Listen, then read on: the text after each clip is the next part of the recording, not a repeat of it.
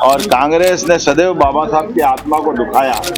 जीते जी बाबा साहब के साथ झूठ बोलकर छल किया गया, तो कांग्रेस ने उनको लगातार चुनाव हराने का प्रयास किया। बाबा साहब ने अपने जीवन में जो दिल्ली के अंदर योगदान दिया है वो किसी से छिपा नहीं, लेकिन बाबा साहब अम्बेडकर के एक चित्र को भी तत्कालीन प्रधानमंत्री लगाना उचित नहीं समझा। बाबा साहब जी जीते जी परेशान रहे, कांग्रेस ने सदैव दुख दिया, और जब शरीर छूटा तो बाबा साहब अम्बेडकर जी का दाह संस्कार के लिए भी दिल्ली में जगह तत्कालीन कांग्रेस के प्रधानमंत्री और सरकार ने नहीं दी।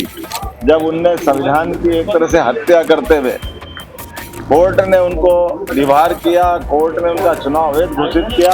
अम्बेडकर जी और उनके सारे अनुयायी जानते हैं कि कांग्रेस वोट के लिए कुछ भी कर सकती, इसलिए कांग्रेस आज घर बैठी हुई है। देखिए, हमारी पार्टी प्रारंभ से स्वर्गीय भीमराव अम्बेडकर जी के समाज में दिए गए योगदान को सदैव नमन करती है, और इसीलिए जनसंघ के जमाने से लगा करके हमारी पार्टी ने सदैव अम्बेडकर जी के समाज में उनके द्वारा किए गए योगदान को स्मरण करने के लिए लगातार माननीय प्रधानमंत्री जी, उसके पूर्ववर्ती हमारे तत्कालीन प्रधानमंत्री स्वर्गीय भारत रत्न अटल बिहारी वाजपेयी जी, हमारे अपने विचार परंपरा के आधार पर हर साल उनकी जयंती और उनकी पुण्यतिथि मनाते हैं।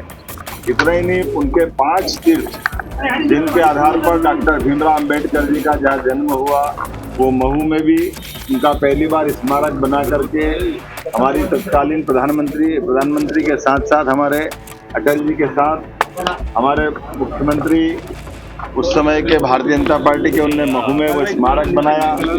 हर साल बड़ा महाकुंभ लगाने का काम भी हमारे अपने अम्बेडकर जी के जयंती के अवसर पर करते हैं। मुझे इस बात का संतोष है कि यहाँ ग्वालियर में भी अम्बेडकर जी के स्मारक का ये भव्य स्थान है, जिसमें सेकंड चरण का काम का मैं जल्दी भूमि पूजन करने वापस आने वाला हूँ। और कांग्रेस ने सदैव बाबा साहब की आत्मा को दुखाया।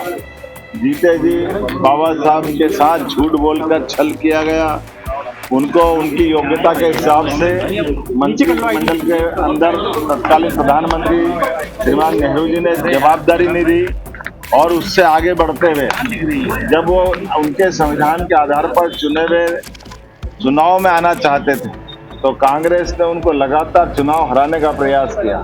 उनकी पार्टी के जब 2 सदस्य चुनाव जीते और एक ने अपने सीट से इस्तीफा दे करके बाबा साहब के लिए उपचुनाव की स्थिति लाए, तब भी तत्कालीन प्रधानमंत्री ने अम्बेडकर जी को वो चुनाव भी हरा करके पूरी ताकत लगा करके अपनी बाबा अम्बेडकर साहब की जो मूल विचारधारा है उसके विरोध में कांग्रेस की विचारधारा की स्पष्ट लाइन खींची।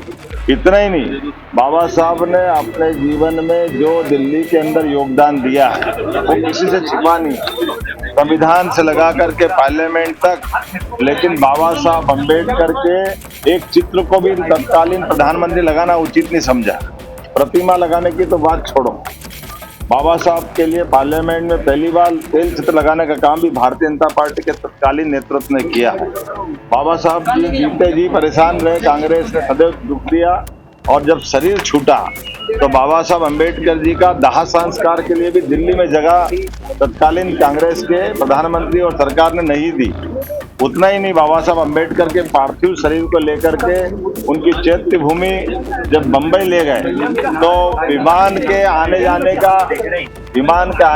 का खर्चा भी सरकार ने उनकी पत्नी से लिया है। इससे बड़ा निंदनीय काम क्या होगा। कांग्रेस का दोहरा चरित्र सदैव सामने आता है। कांग्रेस हमेशा अपने वोट बैंक के लिए बाद में बदलती है। जैसे कि आपातकाल का पाप कांग्रेस के सिर पे था, जब उनने संविधान की एक तरह से हत्या करते हुए कोर्ट ने उनको रिहार किया, कोर्ट ने उनका चुनाव अवैध घोषित किया, बदले में उनने देश को आपातकाल दिया। अम्बेडकर जी के इस स्मारक स्थल पर आकर के मुझे इस बात की प्रसन्नता, थोड़े दिन पहले ही हमने डॉक्टर भीमराव अम्बेडकर अभयारण्य पार्क का नामकरण किया, जो सागर में बनने वाला है।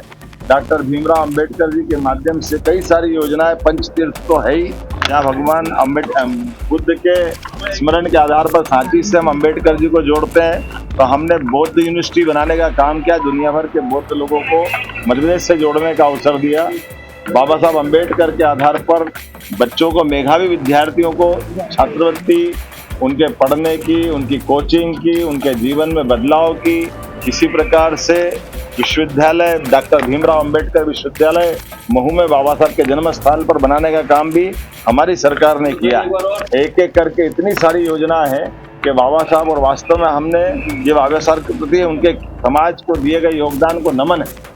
लेकिन कांग्रेस को इससे सीखना चाहिए। नकारात्मक पॉलिटिक्स के आधार पर जिस ढंग से कांग्रेस नाटक करती, अंबेडकर जी और उनके सारे अनुयायी जानते हैं कि कांग्रेस वोट के लिए कुछ भी कर सकती है। इसलिए कांग्रेस आज घर बैठी हुई है। दिल्ली में तीसरी बार वो घर बैठी, और मध्य प्रदेश में तो 2003-4 के बाद गलती से 1-1.5 साल छोड़ दो तो कांग्रेस इसीलिए घर बैठी कि वोट की राजनीति नहीं चलेगी।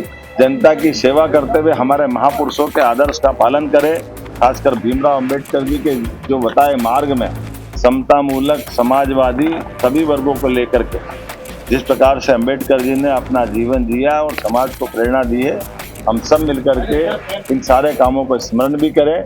और बाकी भी सभी महापुरुषों के साथ हम तो समरसता वाले लोग हैं। इस आधार पर मैं मान के चलता हूँ आज हमारी सरकार जिस प्रकार से काम कर रही है, बहुत जल्दी इसके सेकंड चरण का भूमि पूजन करके उसका काम शुरू करने में 5 तारीख को अगले महीने जुलाई में आ रहा हूँ, और उम्मीद करूंगा कि इस कामों को हम बचे हुए काम को भी पूरा करें।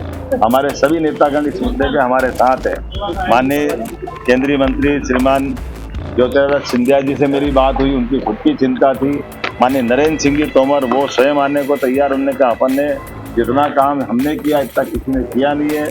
हमारे अपने सारे नेता केंद्रीय और राष्ट्रीय प्रदेश के सारे नेताओं के साथ आज मैं यहाँ के हमारे सांसद भारत सिंह कुशवाहा जी, माननीय मंत्री हमारे वेदल सिंह कंसाना जी, यहाँ की पूर्व विधायक पूर्व मंत्री इमरती जी, हम सब मिलकर के यहाँ के अच्छे काम के आधार पर बाबा साहब की ये इमेज भी बताएंगे। कांग्रेस बताए उनने बाबा साहब के जन्म स्थान पर क्यों कोई स्मारक नहीं बनने दिया।